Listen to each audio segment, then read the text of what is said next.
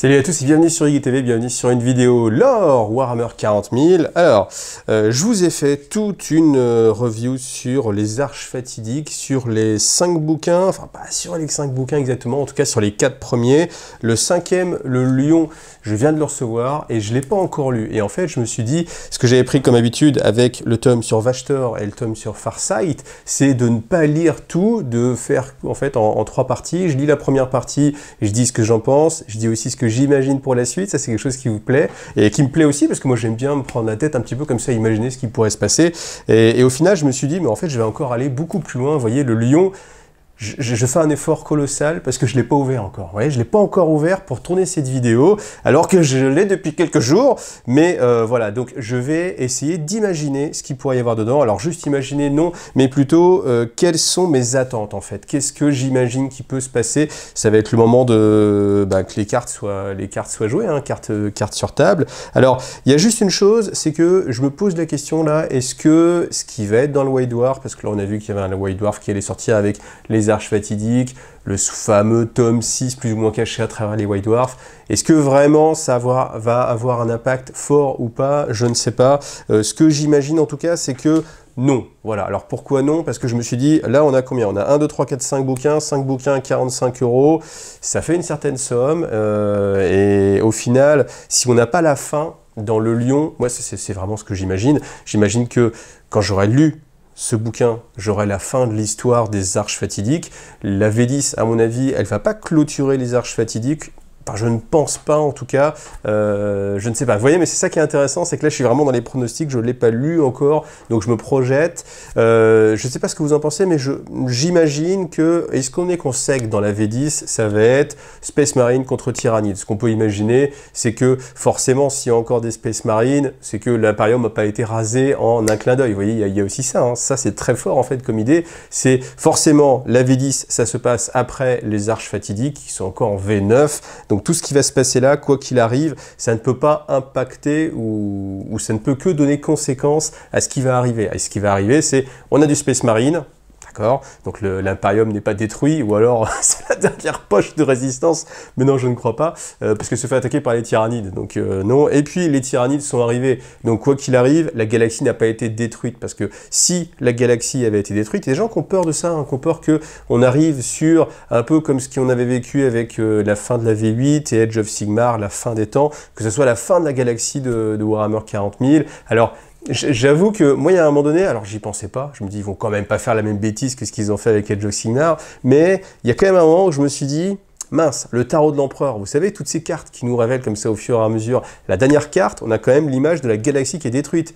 Et ça, c'est quelque chose que je garde toujours en tête. Et je me dis, mais qu'est-ce que ça représente? Alors, est-ce que ça représente le futur, à savoir la V10 avec l'arrivée des Tyrannides et donc la fin de la galaxie à plus ou moins moyen, long terme, ou alors le fait que la galaxie vraiment au bord de la destruction ou de l'assimilation, en tout cas par les Tyrannides? Est-ce que ça voulait présenter que peut-être le chaos va gagner, nouvel âge de l'Imperium, renaissance de l'empereur ou théorie voilà, XY?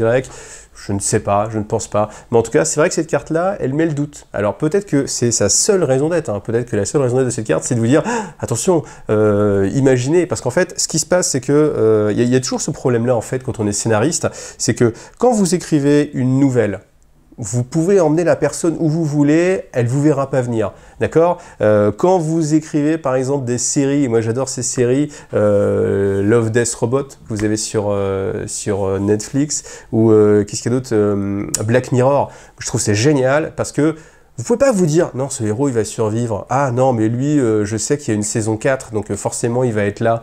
Vous pouvez pas vous dire, ah tiens, ils viennent de sortir une figurine du lion, donc je serais vraiment étonné qu'ils disparaissent. Ah tiens, ils ont sorti une figurine de Farsight, donc ça m'étonnerait que Farsight disparaisse. Ah tiens, ils viennent de sortir une figurine de Vashtor, donc ce serait étonnant que Vashtor disparaisse. Je continue, ouais, tiens, ils ont sorti une figurine de Angron, ce serait étonnant qu'Angron disparaisse. Vous voyez, il y a tout ce problème-là, en fait, quand on est dans Warhammer 40 000, c'est que tout le lore est forcément rattaché au côté commercial des choses. Alors on n'aime pas l'entendre, on n'aime pas le dire même, mais c'est la réalité. Et on a beau l'aimer, l'adorer, immanquablement, le but derrière, c'est de vous vendre des choses. Soit de vous vendre des figurines, soit de vous vendre des bouquins, soit de vous vendre un jeu, ou soit même un univers que vous allez consommer à travers d'autres médias, ne serait-ce que YouTube. Hein, vous voyez, c'est ce qu'on cherche à faire. Ou des jeux vidéo, surtout. Vous voyez, quand vous allez acheter n'importe quel autre jeu vidéo, un Dawn of War ou n'importe quel autre jeu, enfin il y en a tellement que je pourrais pas les citer, on vous vend un univers et c'est cette licence-là que Games Workshop, alors vous êtes la personne qui achète à un éditeur de jeux vidéo, sauf que l'éditeur de jeux vidéo, lui, il a payé la licence à Games Workshop. Et si Games Workshop dit, regardez, il y a des millions de gens, même s'ils jouent pas aux jeux de figurines, au contraire, ils adorent cette licence, voilà, ça fait des sous. Donc quoi qu'il arrive, c'est le but et c'est dommage parce que quand on est scénariste, eh bien, comment on fait vibrer en fait les personnes? Vous voyez, comment on les fait vibrer et en leur faisant penser que peut-être la personne va être fragile, la personne peut disparaître, mais en fait, bah oui, on sait bien au fond de nous chacun que eh ben, le lion là par exemple, je le vois pas mourir. Contre Angron, là on sait qu'il va y avoir un duel entre Angron et le lion. C'est même ma plus grande question, c'est même encore plus ma plus grande question que qu'est-ce que la clé? Est-ce que la clé va être forgée? Je me demande vraiment comment ils vont s'en sortir entre le lion et Angron. Alors après, est-ce que ça va être comme Be'lakor et Vashtor, à savoir « Ah, tu m'as transpercé, ah, mais au dernier moment, je t'envoie des missiles, ah, tu es détruit, mais au dernier moment, tu te téléportes ». Ok, donc en fait, bon, ben, Vashtor, il est plus ou moins détruit, mais pas trop. Be'lakor, il est plus ou moins détruit, mais pas trop. Il a pu s'enfuir, et puis sans doute son essence va se permettre de se régénérer. Angron, lui, bah, il se régénère à partir de rien. Donc voilà, on a toujours ce côté-là où, bah voilà, il se passe... Alors, ce que j'appelle pas grand-chose, parce que... Alors, et là, vous pouvez me reprocher de dire oui, mais en fait, il n'y a pas forcément besoin que quelqu'un meure pour qu'il se passe quelque chose. Et bien ça, c'est quelque chose que moi, je pourrais reprocher aussi aux auteurs, c'est que je suis d'accord avec ça. On n'est pas obligé de faire mourir en fait un personnage pour qu'enfin il se passe quelque chose. Mais c'est vrai que quand il y a un personnage principal qui décède, bah, il y a un petit pic émotionnel, quoi. Quand même, tu te dis, waouh, ça y est, il s'est passé quelque chose. Alors moi, je me rappelle, le premier personnage, je crois, qui a disparu pour moi dans le lore de Warhammer 40 000, de façon plus ou moins officielle, c'était Eldrad Ultran, en fait. Eldrad Ultran, en plus, c'était presque mon personnage préféré, parce que moi, je jouais à Eldar à l'époque, et je jouais à Eldrad Ultran, en plus. Enfin, c'était un personnage assez charismatique, et du coup, il se sacrifiait dans une forteresse noire, voilà, donc il disparaissait, et on disait, ah ouais, quand même, il est mort. Sauf que ils sont revenus en arrière. Et au final, dans le lore, ah bah non, Eldrad est pas mort, il est en train de se cristalliser et de devenir, parce qu'en fait, vous savez, les grands prophètes, au fur et à mesure, plus ils deviennent vieux, plus leur peau se transforme en cristal, leur corps se transforme en cristal, et après, ils intègrent la matrice d'infinité du vaisseau monde. Bon, voilà, c'est aussi une façon de vous dire, ah, regardez, ce personnage, il est sur le point de mourir, ah là, combien de temps lui reste-t-il? Mais en fait, ça fait 20 ans que... bon, voilà. Et c'est la même chose à chaque fois. C'est la même chose à chaque fois, donc... Bon, là, pour en revenir au sujet du lion, il y a cette première question. Comment il va s'en sortir par rapport à Angron, parce qu'on est sûr qu'ils vont se battre. Deuxième question, c'est est-ce que Vashtor va forger sa clé? Alors, pour la question de la clé, c'est vrai que c'était vachement intéressant de discuter beaucoup avec vous, de faire des lives à ce sujet-là, parce que moi, ça m'a permis d'ouvrir l'esprit, d'avoir plein d'idées comme ça qui viennent. Alors, vous avez eu des idées super farfelues, hein, pire que moi, donc tant mieux. Je suis pas le pire, je suis pas le plus atteint, donc ça, c'était génial. Il y a aussi des choses qui sont vraiment très intéressantes. Le système, certains me disaient, ouais, peut-être que c'est une personne ou une âme ou ce genre de choses, ou peut-être que la clé, en fait, c'est justement une entité et que le lion pourrait être la clé. Ce genre de choses, moi je les résume par le fait qu'il y a besoin de plusieurs éléments. À partir du moment où il y a besoin de plusieurs éléments qui sont distincts, hormis si c'est pour faire une sorte de sacrifice et que chaque chose n'a qu'un aspect rituel, je pense que c'est pas le cas. Je pense qu'il y a un aspect quand même mécanique, c'est-à-dire qu'il y a certaines choses qui sont là pour augmenter la puissance de l'artefact qui sera la clé. Parce que je pense que ça va être un artefact, pas un être vivant. Parce que certains disaient, ouais, peut-être que c'était l'âme du lion. Alors peut-être l'âme du lion, pourquoi pas, ça peut être un aspect, enfin on en a du mal à imaginer ce qu'il faut pour devenir un dieu. D'ailleurs, je fais une petite parenthèse, certains m'ont dit, est-ce que c'est pas étonnant en fait que Vashtor puisse choisir lui-même d'être un dieu, en fait, et d'avoir le pouvoir de créer sa divinité. Et ça, c'est une remarque que j'ai trouvée vraiment très intéressante et très pertinente. Bravo à toi, je me rappelle plus qui c'est, qui me l'a dit, désolé, mais je trouvais que c'était vraiment très pertinent parce que la question, elle est là. Si on a Khorne, si on a Tzeentch ou Slaanesh, c'est pas d'eux-mêmes, c'est pas des petits démons qui se sont dit « Tiens, je vais devenir le dieu de la guerre ou de la violence, le dieu des plaisirs extrêmes, des douleurs extrêmes, le dieu de la perversité ou quoi qu'est-ce. » Ils le sont devenus par la force des prières et des âmes, etc. Donc, le fait que Vashtor soit un démon, demi-dieu, qu'est-ce que c'est demi-dieu? Ça aussi, c'est pareil, c'est pas très défini. Et que lui, en fait, connaisse un moyen pour réussir à devenir un dieu, alors que on va partir du principe que les dieux du chaos sont au nombre de 4, on les connaît tous. Aucun n'a choisi cet état, en fait. Bon, après, là, on peut théoriser sur le principe des dieux, mais je pense vraiment que, vous voyez, l'exemple qu'on a eu le meilleur, c'était avec Slaanesh, en fait, c'était la décadence des Eldar. Il s'est nourri de ça, en fait, vous voyez, et puis il est devenu un dieu, mais c'est la naissance de Slaanesh qui est... En fait, il n'y a pas eu d'étape intermédiaire, vous voyez ce que je veux dire? C'est que ces sentiments se sont amalgamés en une entité qui, du coup, s'est transformée en un dieu. Il n'y a pas eu une étape intermédiaire où ça a créé un démon, qui était le démon des plaisirs ou de la violence, enfin, ou des sensations extrêmes, et qui à un moment donné a cherché à aspirer plus d'âme et qui est devenu le dieu de la recherche des extrêmes. Et voilà, c'est pour ça que Vashtor, c'est vrai que c'est une situation particulière, parce qu'il est dans un état, alors si on imagine qu'il a suivi le même chemin, il a été créé par tout ce qu'on nous montre en fait à chaque fois, c'est les pulsions des scientifiques à la recherche de connaissances, en mettant de côté l'aspect éthique des choses. D'accord? Donc ce sentiment-là a créé... Alors, c'est pas un dieu, mais il y a un amalgame, en fait. Et cet amalgame, il a quand même pris conscience de lui-même, sans atteindre le niveau de Dieu. Et en étant justement demi-dieu, il se dit, tiens, maintenant, je sais comment je vais faire pour devenir un dieu. Et par moi-même, par un mécanisme, par l'assemblage de différents éléments, quels qu'ils soient, des âmes, des artefacts, etc., je vais atteindre l'ascension. Donc ça, c'est quelque chose qui est vraiment novateur. Donc, est-ce qu'il va y arriver? Honnêtement...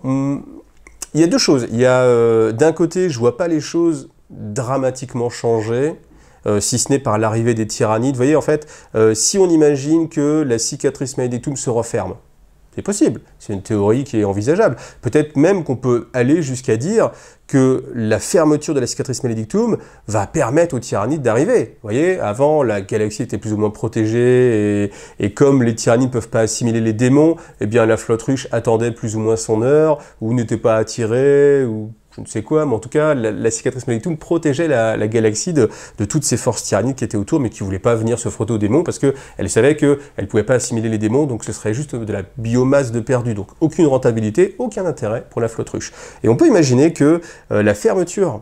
Alors comment la fermeture? On peut partir sur plein de théories, mais c'est ça qui est intéressant, et j'espère ça que vous comprenez, c'est que je ne suis pas en train de vous raconter une histoire, mais je suis en train d'essayer d'imaginer des choses avec vous et de m'approprier encore une fois le lore de Warhammer 40 000, tant qu'on le peut, parce que c'est le moment charnière où je le peux, une fois que j'aurai lu le livre, bah après je pourrais dire ça je suis d'accord, ça je suis pas d'accord, mais je pourrais pas imaginer, enfin on peut toujours imaginer des what if, mais là vraiment c'est ce moment qui est précieux. C'est pour ça que je vous fais cette vidéo et j'espère que vous êtes aussi sur cette longueur d'onde, je l'imagine, sinon vous avez déjà coupé la vidéo. Mais l'idée elle est là, c'est que peut-être qu'on peut imaginer que la clé, qui va être un artefact en rapport avec le warp, forcément, puisque le but c'est de devenir un dieu. Donc le dieu, c'est en rapport avec le warp, donc forcément, cette clé, ça va être une sorte d'amplificateur pour devenir un dieu. On peut aussi imaginer, et à l'image de la Noctilite, encore une fois, que tout ce qui permet d'augmenter, si on le change de sens, et si on change quelques éléments, il y a peut-être moyen que ça le diminue. Vous voyez, il y a ce principe de loupe, en fait, suivant le côté dans lequel vous tournez votre loupe, soit vous allez concentrer ou diffuser les rayons. Là, c'est à peu près la même chose. On peut imaginer, et ils l'ont dit, en fait, avec l'Orphéon psychique. L'Orphéon psychique qu'on avait dans le tome d'Angron, c'était quelque chose qui pouvait augmenter la puissance du chaos ou le diminuer. Et puis la Noctilite, c'est ce qu'on nous a servi déjà depuis pas mal de temps. Les Nécrons l'utilisent dans les piliers de Cadia pour affaiblir le warp, l'emprise du warp sur le monde réel, jusqu'à le faire disparaître, l'emprisonner. Et à l'inverse, on peut l'utiliser pour augmenter ses pouvoirs. Et ce qui veut dire que peut-être qu'à un moment donné, on imagine, Vashtor réussit à faire son dispositif, et puis le lion arrive et fait « hop !» il inverse un transistor, et au final, quand il appuie sur le bouton, au lieu que ça amplifie ses pouvoirs warp, et que par exemple, on peut imaginer que l'idée, ce serait de faire en sorte de grossir la cicatrice malédictum, et bien là, en fait, le bouton est dans le sens contraire, et puis du coup, ça ferme la cicatrice malédictum. Ou alors peut-être même qu'on peut imaginer qu'il va aspirer en fait toute la puissance warp de la cicatrice malédictum pour s'alimenter avec et devenir un dieu, vous voyez. Et c'est pas impossible. Honnêtement, c'est une théorie que je trouve assez intéressante, qu'on ait l'ère de la cicatrice malédictum et puis après l'ère d'après en fait, l'ère où eh bien l'impérium est de nouveau réunifié. Alors ça peut être aussi intéressant parce que en fait là on a vraiment une montée du chaos. Là clairement le chaos c'est fort, hein, Angron c'est fort, Vashtor c'est fort, Be'lakor c'est fort, Abaddon c'est très fort. C'est difficile de faire contrepoint en fait avec l'impérium. Alors certes il y a l'arrivée du lion, mais il est tout seul, on va voir ce qu'il va pouvoir faire, mais il est seul. Alors vous allez me dire, non mais là je vais partir trop loin, mais après vous allez dire, ouais mais les déchus peut-être qu'ils vont revenir, tout. Il y a beaucoup de déchus qui reconnaissent, et peut-être que du coup, hop, le lion il va regrouper tout ça, et que hop, c'est le début, et puis une grande légion, pas chapitre, légion d'archangels qui va revenir, et qui va être la plus grande force de l'impérium. Peut-être, on peut imaginer ce genre de choses. Mais en tout cas, ce qui est certain, c'est qu'il faut un contrepoids en fait au chaos. Sinon, bah, c'est que le chaos forcément va gagner. Alors après, là aussi, vous pouvez me dire, vous me dites beaucoup de choses, hein, mais vous pouvez me dire, oui mais le chaos lui-même il s'auto-annihile. Et c'est ce qu'on a vu justement entre Be'lakor et Vashtor. Vashtor, est-ce qu'il allait franchir la porte du roc pour découvrir les secrets des Darkhangel ou récupérer le fragment clé important? Si Be'lakor n'était pas intervenu, peut-être. Peut-être parce que même Azrael, en fait, il était sur le point de succomber. Hein. Azrael, il a vraiment profité de l'arrivée de Be'lakor justement pour s'échapper. Mais il savait qu'il allait perdre. Donc, voilà, si Azrael, qui était le plus grand combattant, vivant, non dans la stase ou pas en train de faire dodo, était sur le point de perdre, on peut imaginer que Vashtor allait accomplir son but et récupérer justement cet artefact. Là, Be'lakor intervient. Alors on va dire, il sauve l'Imperium. Oui, il sauve l'Imperium, oui, il fait en sorte que Vashtor échoue, et c'est le principe du chaos. Il y a toujours ce jeu divin, en fait. Le chaos lui-même ne veut pas que le chaos gagne, parce que sinon, il n'y a plus de chaos. C'est ça, en fait, c'est ça aussi qui est génial, c'est que, et c'est là où moi j'aime beaucoup Tzeentch, parce que Tzeentch, il fait des plans contre lui-même, pour qu'il ne puisse pas gagner lui-même. Parce que s'il manipule tout le monde et qu'il arrive à ses fins, à savoir la victoire, c'est pas une victoire, parce qu'en fait, il n'y a plus de changement, tout est figé, il a gagné, il se passe plus rien. Et c'est la défaite, au final, pour Tzeentch. Et le chaos lui-même, il faut qu'il y ait ce chaos, il faut qu'il y ait ces passions. Si au bout d'un moment, eh bien, tout le monde et dans l'adoration de Khorne ou de Nurgle, où tout le monde est malade, bah il n'y a plus trop d'intérêt parce qu'on ne peut plus rien espérer, il n'y a plus de volonté, et il n'y a plus de chaos. Le chaos, bah, par naissance, par essence même, justement, ça se doit de toujours être en mouvement, donc de toujours être l'outsider ou le méchant, vous voyez. Donc ça ne peut pas gagner. Donc comment ça ne va pas gagner? Forcément, Vashtor, je pense qu'il va se passer aussi quelque chose. On ne peut pas vraiment imaginer, en termes de scénario, qu'on nous monte 5 tomes, plus 6 avec les White Dwarfs, plus des nouvelles par-ci par-là, pour que la chose ne se fasse pas. Vous voyez ce que je veux dire? C'est que là, on est en train de forger une clé. Vashtor est en train de forger une clé. Donc, il prend des éléments, il les récupère, il les met ensemble. On ne peut pas imaginer que la fin, ce soit « Ah, bah zut !» Il n'a pas récupéré le fragment du roc, on ne saura jamais ce que c'était la clé, mais bon, sans doute le destin de la galaxie aura été changé à jamais.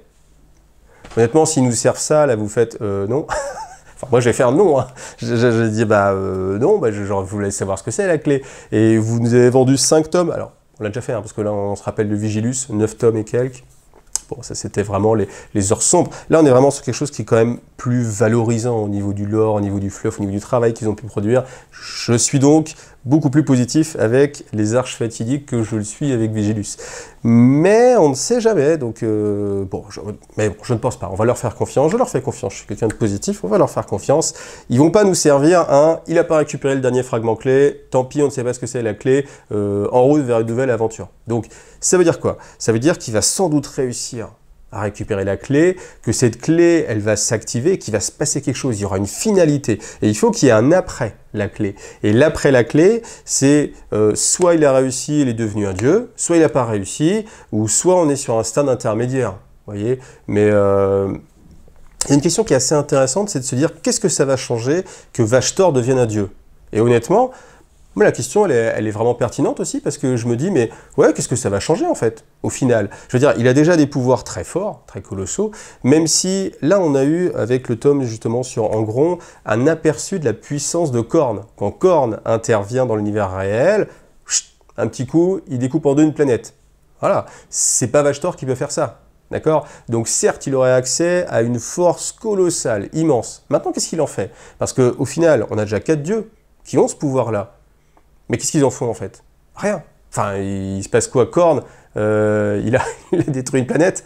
Bon, ok, très bien, oui, bah, Abaddon, on a détruit 36 868, 404 827. Enfin, ça n'a pas d'impact. Vous voyez ce que je veux dire? Ça n'a pas d'impact. Alors, il va avoir plus de pouvoir, mais ce pouvoir, il faut que ça ait une finalité. Vous voyez, si je fais un parallèle avec Dragon Ball Z, voilà, ou on peut en avoir plein d'autres, mais il y a toujours des ups, des ups, des ups, des ups, des ups, mais au final, on se retrouve toujours avec un adversaire du même niveau. Donc, tout le chemin parcouru, il ne sert à rien.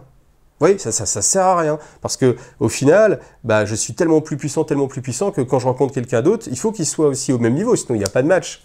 Mais alors après, on peut arriver à des choses comme One Punch Man, qui sont vraiment super sympas, parce que on travaille justement sur ce personnage ultra puissant, ou même Superman. Tous les comics Superman, c'est assez intéressant, parce qu'il y a toujours ce travail sur, on a quelqu'un qui est ultra fort, ultra badass, mais comment on joue avec? Parce que sinon il n'y a pas d'intérêt. Et en fait, il est là. Le jeu, c'est que nous, ce qu'on veut, c'est qu'on vibre, qu'on ait ces frissons parce qu'on se dit, ah, est-ce qu'il va y arriver? Et puis, il faut bien sûr que le gentil, il soit en dessous du méchant et qu'il se transcende. Vous voyez, il y a toujours ce message-là. Alors, je ne sais pas si c'est quelque chose qui est commun, mais c'est ce qui nous vend du rêve, en fait. C'est quand la personne qui n'est pas favori ne l'emporte pas. Vous voyez, quand vous avez des compétitions sportives et que vous avez le grand favori qui roule sur tout le monde, par exemple la Formule 1, moi je ne regarde pas actuellement, mais je me rappelle d'une époque où je regardais la Formule 1 et où j'ai arrêté parce que, bah, en fait, tu regardes quoi? Tu regardes le départ, parce qu'il se passe quelque chose, on ne sait jamais, des fois qu'il y a un imprévu, qu'il y en a un qui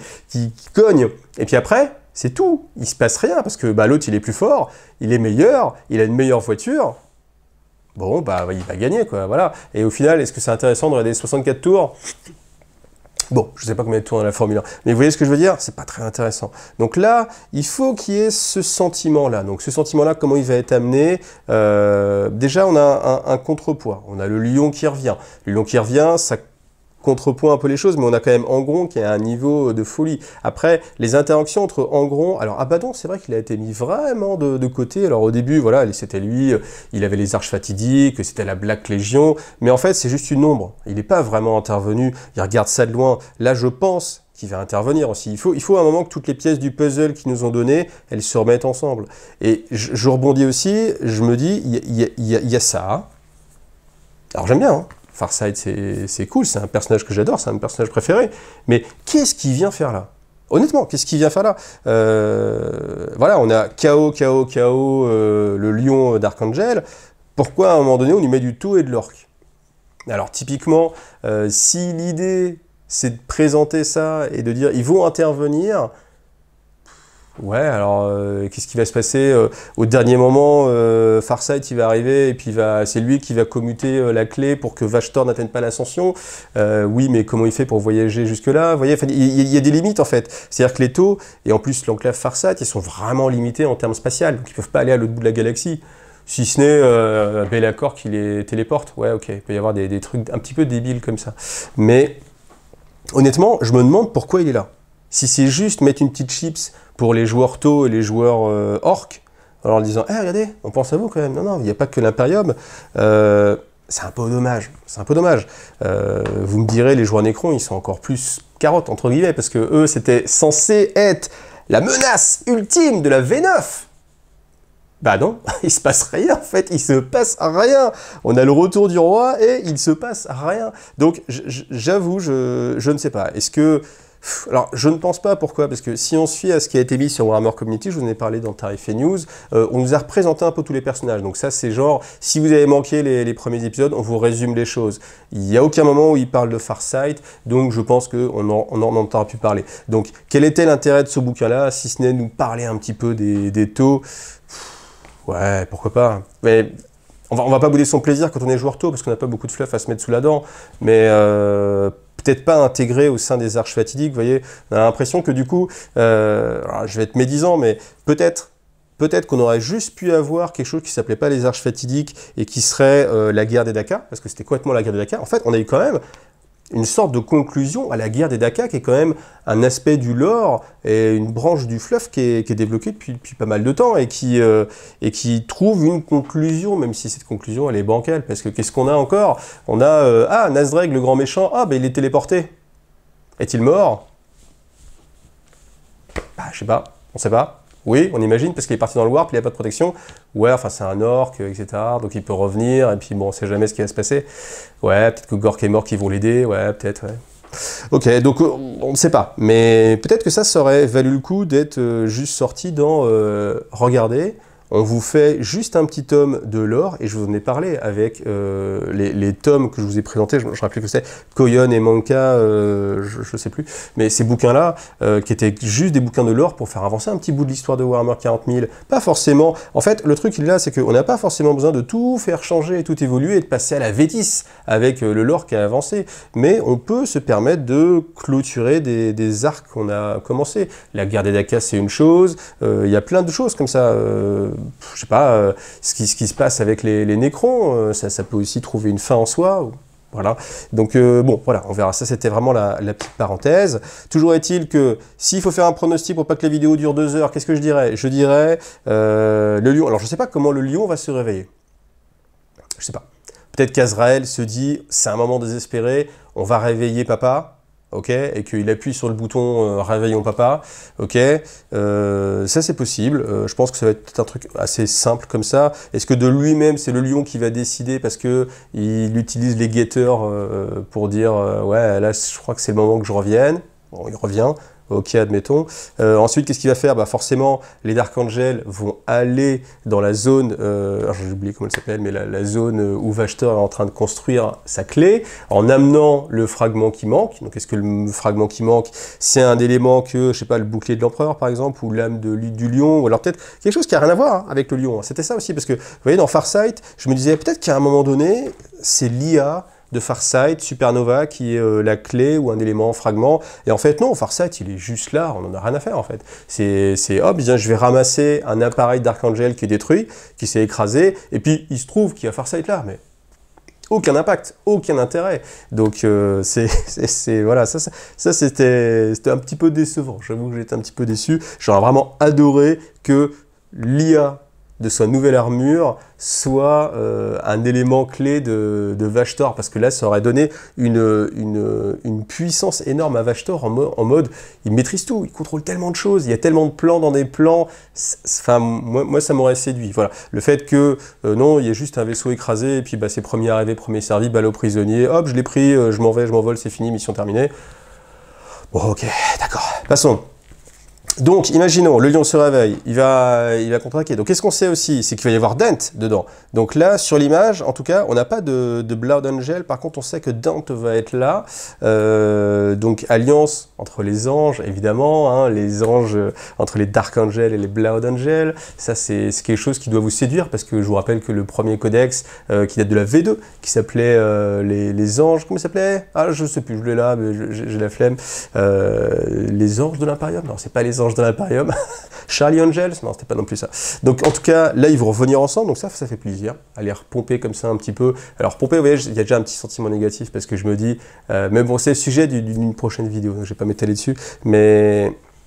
Et bon voilà, en tout cas, on fait vibrer cette corde facile qui ramasse des sous, de dire hey, « regarde, c'est comme avant, c'est comme il y a 20 ans, tu te rappelles? Ça te fait plaisir, hein? Allez, vas-y, remets des sous, remets une petite pièce. » Donc, on va avoir Dante qui va revenir.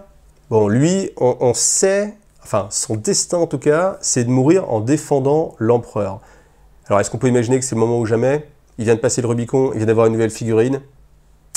Bon, bah, je crois qu'on a la réponse. Et vous voyez, encore une fois, ça, c'est dommage. Ça, c'est vraiment dommage d'avoir ces biais de se dire, bah, je sais que voilà, il y a peu de chances qu'il y passe. Après, on ne sait jamais. Hein. Peut-être qu'ils ont sorti une figurine. Moi, je pense que ce ne serait pas déconnant. Je pense qu'ils peuvent sortir une figurine, que le personnage, malgré tout, décède, et que, au contraire, ça génère des achats. Vous voyez, si on parle uniquement en termes commerciaux, limite, moi, j'aurais plus envie d'acheter Dante parce qu'il vient de mourir, que parce qu'il vient d'être primarisé, rubiconisé.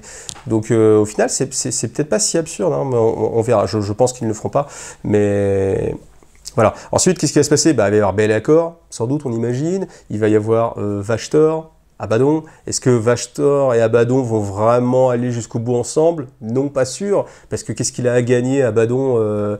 Je sais pas, parce qu'on ne sait pas, hein, on n'a pas encore le gain que va avoir Abaddon si Vashtor accomplit son ascension. J'imagine que Vashtor va pas juste, je sais pas, vaincre l'Imperium pour donner bénéfice, enfin, en contrepartie de l'aide qu'a donné Abaddon. Vous voyez, enfin, je sais pas trop.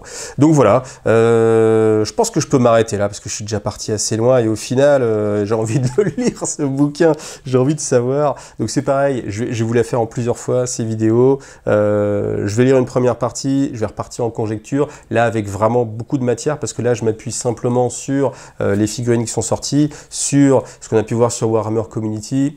Bon, c'est un petit peu faible, voilà, donc n'hésitez pas, en attendant que la première vidéo sur le lion sorte, eh bien, mettez-moi en commentaire des pistes, je vais essayer, je pense que, alors je sais pas si on va le faire avant, ça va dépendre du temps, je sais pas comment ça va se gérer, soit on va le faire avant, soit on va le faire après, mais après c'est sûr, on se fera un méga live où on va discuter de tout ce lore avant que la V10 n'arrive, parce que là, clairement, on va avoir un petit peu de temps entre la fin des Arches Fatidiques et le début de la V10, voilà. En tout cas, quoi qu'il arrive, je pense qu'à la fin, peut-être, honnêtement, pourquoi pas la fin de la Cicatrice Maledictum pour changer de choses et dire on change de chapitre, voilà, on a vécu cette époque-là, maintenant on passe sur les tyrannides, c'est les tyrannides la vraie menace. Honnêtement, je ne trouverais pas ça choquant. Voilà, donc dites-moi aussi ce que vous en pensez en commentaire. En tout cas, j'espère que cette vidéo, vraiment plus dans l'émotion et dans ce qu'on a envie qui arrive, vous a plu et vous avez passé un bon moment avec moi. N'hésitez pas toujours à commenter, encore une fois. Je ne réponds pas à tout le monde, c'est impossible maintenant. Grâce à vous, il y a trop de commentaires, mais merci beaucoup. En tout cas, je lis vos commentaires et j'essaie justement dans Iggy Comeback de revenir dessus et en discuter avec vous. Voilà, merci à vous, bonne journée à vous, bonne soirée, bonne nuit, à bientôt, gros bisous, salut à tous, bye.